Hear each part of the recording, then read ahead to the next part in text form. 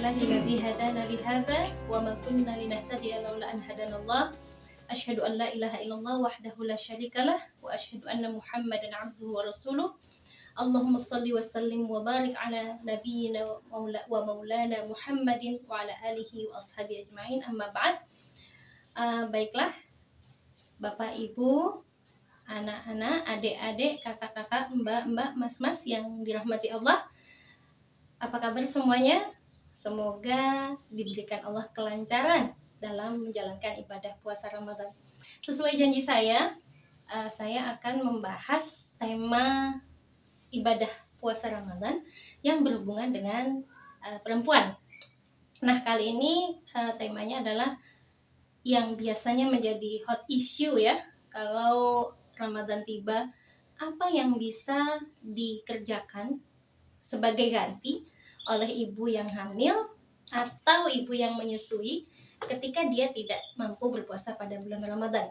Nah, sebelum kita ke perspektif tarjih, saya ingin menyampaikan beberapa pendapat untuk informasi.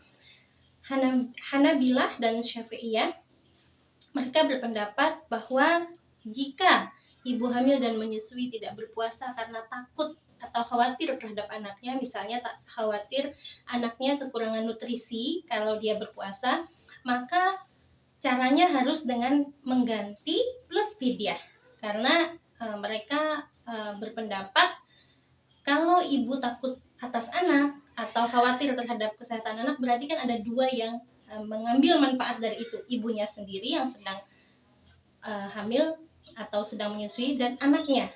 Nah, maka dia mendapat kewajiban mengganti dan fidyah.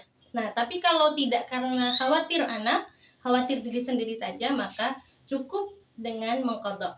Sedangkan Hanafiyah mengatakan ibu hamil dan menyusui dua-duanya hanya dikenakan kewajiban mengqadha. Kalau Imam Malik menyatakan membedakan antara yang menyusui dan ibu hamil. Ibu hamil itu harus mengqadha saja, sedangkan yang menyusui mengqadha dan fidyah. Nah, begitu.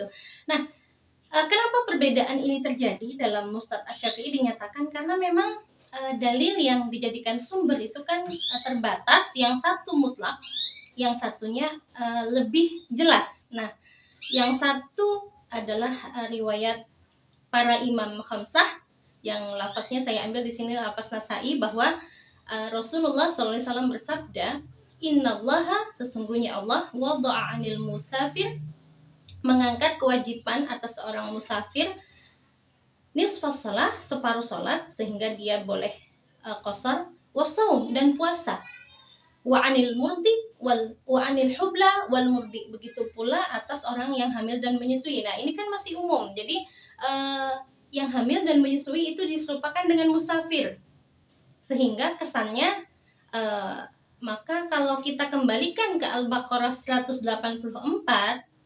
di situ Allah berfirman, faman kana minkum maridan aw 'ala safar fa'iddatun min ayyamin ukhra.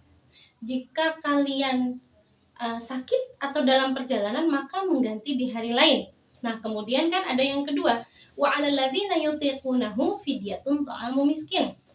Sedangkan yang tidak kuat berpuasa, maka dia mengganti dengan fidyah, memberi makan orang miskin. Nah, dari sinilah terjadi perbedaan pendapat dalam 4 mazhab besar ini.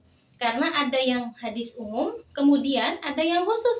Yang khusus Ibnu Abbas menyatakan kepada hamba sahayanya yang sedang hamil, sebagaimana diriwayatkan oleh Al-Bazzar dan disahihkan oleh Ad-Darqutni, Ibnu Abbas menyatakan, anti, kamu bimanzilati, seperti posisi alladzi yutiquhu, ya, orang yang tidak kuat melakukannya, atau kalau dalam surat Al-Baqarah 184 tadi, alladzina yutiqunahu fa'alaikil fida wa naqadha, kata Ibnu Abbas, kamu fidyah saja, tidak perlu mengqadha.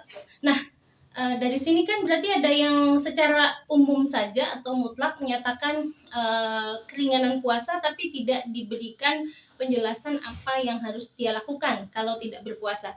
Sedangkan Ibnu Abbas itu secara lebih jelas, detail gitu ya, menyatakan kepada hamba sahayanya yang sedang hamil, kamu cukup fidyah, tidak perlu mengqadha. Nah, Apa yang diambil oleh tarjih?